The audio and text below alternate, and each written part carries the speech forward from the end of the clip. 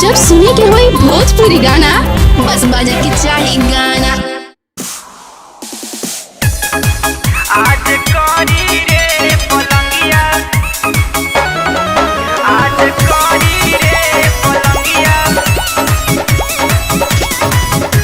पलंगिया, पलंगिया। आज तो पूरा चौथारी हुआ है, दिनवे में बंद केवाड़ी हुआ है, दिनवे में बंद केवाड़ी हुआ है। आज तो पूरा चौथारी हुआ है, दिनवे में बंद केवाड़ी हुआ है। सेजिया को चढ़ते मुझे काहे तू लगता है डर, सेजिया को चढ़ते मुझे काहे तू लगता है डर।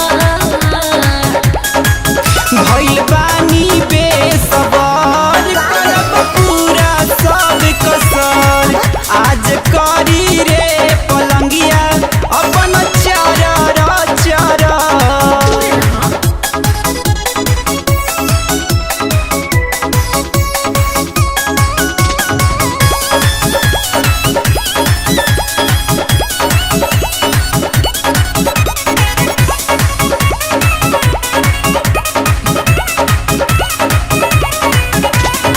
पहिले कभी नहीं किए का राजा, कच कसैली हुमाल है ताजा।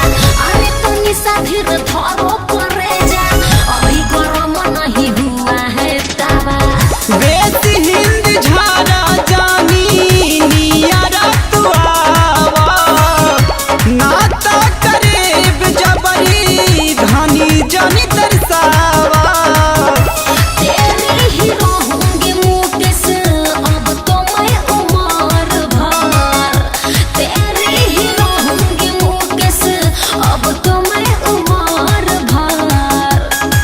भइल बानी बेसबर करब पूरा सब कसर।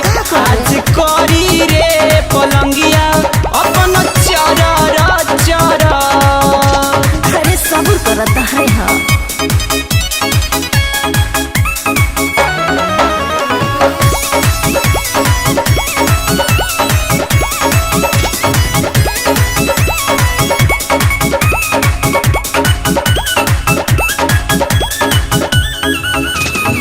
नैहर से मिला है नया पलंग, लगता है तू दोगे सवरी अलग।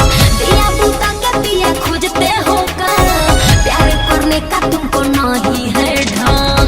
देखी के जवानी नइखे होता बर्दाश्त हो।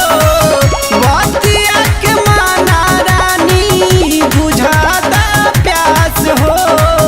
हमारे बतिया का तुम पे होता नहीं का असर, हमारे बतिया का तुम पे होता नहीं का असर। ए भइल बानी बेसबर करब पूरा सब कसर। आज करी रे पलंगिया अपन चरर चरर।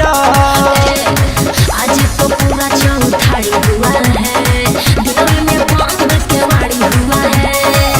सेजिया को चढ़ते मुझे काहे तू लगता है डर, सेजिया को चढ़ते मुझे काहे तू लगता है डर। भइल बानी बेसबर करब पूरा सब कसर। आज करी रे पलंगिया अपन चरर चरर। सेजिया को चढ़ते